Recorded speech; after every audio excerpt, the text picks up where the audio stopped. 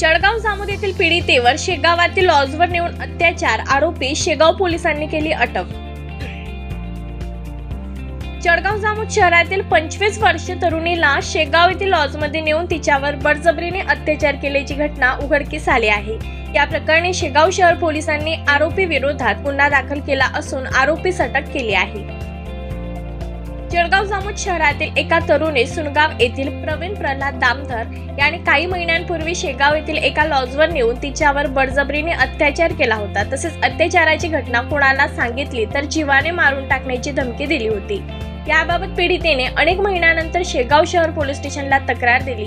त्या तक्रारीवरून पोलिसांनी जळगाव जामोद तालुक्यातील सुनगाव येथील आरोपी प्रवीण दामधर यांच्या विरोधात भारतीय दंडविधान 376-506 नुसार गुन्हा दाखल केला।